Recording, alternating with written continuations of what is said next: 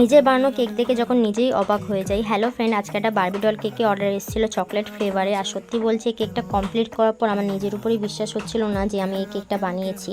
কারণ আমার কাছে যখনই বারবি ডল কেকে অর্ডার আসতো তখনই কেকগুলো সব ডিজাইনে কভার থাকতো। আমি কোনোদিনও বারবি ডল কেকে ফাইনাল কোটিং করিনি, কিন্তু এই বারবি ডল কেকটা ফাইনাল কোটিং করা ছিল আর হাফ ডিজাইন করা ছিল। তো আমি কেকটা অর্ডার নেওয়ার সময় একটু নার্ভাস ছিলাম যে আমি ফাইনাল কোটিং করতে পারবো কিনা বারবি ডলের উপর ভালোভাবে। তো আমি সেইভাবে করার চেষ্টা করেছি, যেহেতু আমি কোনোদিনও ফাইনাল কোটিং করিনি। আর সত্যি বলছি, ফাইনাল কোটিংটা করার পরে এতটা সুন্দর যে ফাইনাল কোটিং আমি করতে পারবো বারবি ডল কেকের উপর, সেটা আমি নিজে কোনোদিনও ভাবতে পারিনি।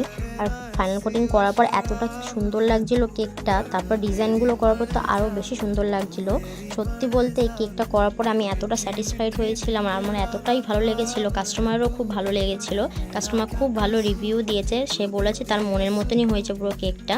আর কেকটা কমপ্লিট করার পর আমার নিজেরই কাস্টমারকে দিতে ইচ্ছা করছিল না, এতটা সুন্দর লাগছিল। মনে হচ্ছিলো যেন কেকটা আমি সাজিয়ে রাখি, কাস্টমারকে না দিই। তো তোমরা দেখতেই পেয়েছো আমি স্টেপ বাই স্টেপ সব ডিজাইনগুলো করে নিয়েছি। আর কিছু সুগার বল দিয়ে দিয়েছি, তারপর সিলভার কালারের ডাসও করে নিচ্ছি। আর বারবি ডলটাও আমি বসিয়ে দিয়েছি। আর কতটা সুন্দর লাগছে কেকটা। তো এই তো ছিল আমার কেকের ফাইনাল লুক। আমার তো খুবই ভালো লেগেছে। তোমাদের কেমন লেগেছে আমাকে কমেন্ট করে জানাবে। আর একটু লাইক কমেন্ট আর শেয়ার করে দেবে। আমাকে ফলো করতে ভুলবে না। আমার ভিডিওটা দেখার জন্য অনেক অনেক থ্যাংক ইউ।